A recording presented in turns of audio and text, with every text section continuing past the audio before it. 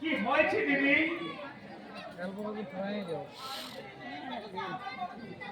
দিদি আমার ভাসুর একটা আস্ত শয়তান রে ভাই। দিদি হ্যাঁ, আমার শ্বশুর মশাই সমস্ত সম্পত্তি নিয়ে আসে। আমার শ্বশুর মশাইকে সে যে এত জ্বালিয়ে পুড়িয়ে খুন করেছে রে ভাই। বলিস কি রে? হ্যাঁ রে ভাই, আমার স্বামীটাকে অকত অত্যাচার করছে রে ভাই। যখন যখন জানতে পারলাম সে আমার শ্বশুর মারা গেছে আর এই সম্পত্তি আমার নামে সব করে দিয়ে গেছে, তখন আমার এই ভাসুর আমার এই অসুস্থ স্বামীটার উপরে অসংখ্য অত্যাচার করছে রে ভাই। আর এই সম্পত্তি বিক্রি নিয়ে দিলে আমাদের খুব চাপ দিচ্ছে রে ভাই।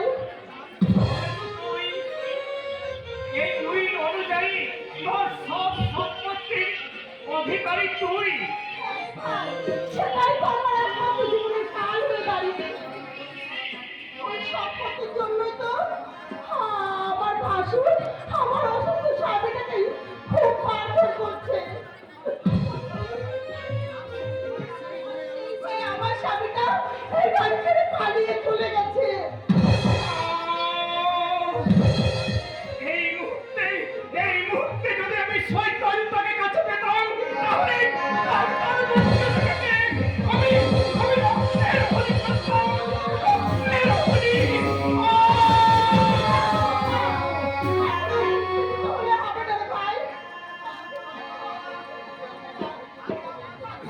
আমরা আমার স্বামীকে খুঁজে বার করি, তারপরে এখানে তুই কেমন করে তোর স্বামীকে খুঁজে বার করবি দিদি? তাতে তুই আমাদের ওখানে চল, আমরা আমরা সবাই মিলে জামাই বাবুকে খুঁজবো। আরে শুভম না, আমার আমার স্বামীটা যদি এই বাড়িতে ফিরে এসে আমাকে দেখতে না পায় সে বড় অস্থির হয়ে পড়বে রে ভাই। তাই এই বাড়ি থেকে আমি এখন কোথাও যেতে পারবো না। না, এ হতে পারে না, কিছুতেই না। কাঁদিস না রে বোন, এই চোখের